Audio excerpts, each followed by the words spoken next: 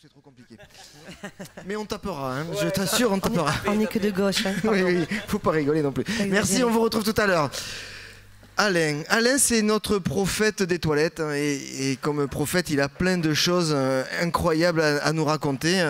On va l'écouter, Alain. Oui, bonsoir à tous, et c'est pas facile. Comme boulot. Alors voilà, c'est ma troisième chronique ce soir. Et alors Christophe le boss, il m'avait proposé de parler de l'actualité politique si je manquais d'idées. Mais je peux pas en ce moment, je suis un peu trop en colère. Et voilà, après je suis vulgaire, méchant, agressif et tout. C'est affreux. Ça le fait pas.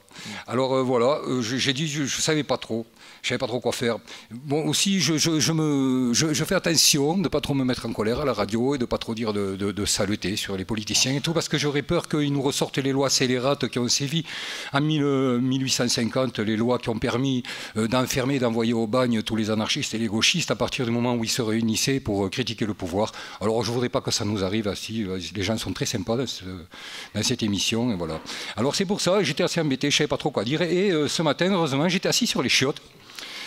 Et j'ai eu une révélation, encore une. Bon, alors juste un petit résumé des deux révélations précédentes. La première, je vous avais parlé de la chute du capitalisme. Bon, ça c'est facile, hein, ce n'était pas une très grande révélation. Non. La deuxième, je vous avais parlé des hirondelles, n'est-ce pas, qui disparaissaient, qui mouraient. Alors voilà, les hirondelles, tout ça fait rire tout le monde et tout. Mais non, moi je trouve que c'est important de savoir lire les signes du ciel. Et voilà, et moi ça me touche beaucoup. Et c'est très fatigant. Hein, voilà, bon, mais c'était ma deuxième chronique. J'avais fait un lien avec le Bilderberg, le nouvel ordre mondial, hein, qui se réunit tous les ans. J'insiste là-dessus. Je vous avais demandé de regarder sur Agoravox.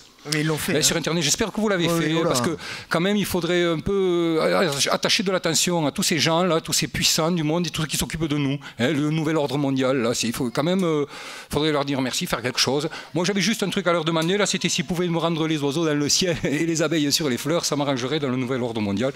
Mais enfin, moi, ça, après, on s'en fout, c'est pas important. Donc, alors ce matin, j'étais assis sur les shorts et paf, voilà la dernière révélation, je l'espère, parce que j'en ai marre, et puis vous aussi, c'est toujours dans les toilettes que ça se passe. Oui, c'est ça. D'accord. C'est ça. Et voilà. Et donc, bon, je pense que vous devez être aussi fatigué que moi de ces révélations qui font rire personne. Et donc ce matin j'ai eu une vision. Je me suis dit que peut-être que la prédiction Maya, le calendrier Maya, on n'avait peut-être pas bien su l'interpréter, parce qu'il semblerait que peut-être ils ont raison et que c'est la fin du monde, et que la fin du monde, peut-être elle a commencé à la date annoncée à ce calendrier-là, et qu'elle se poursuit et qu'il faudra un petit moment.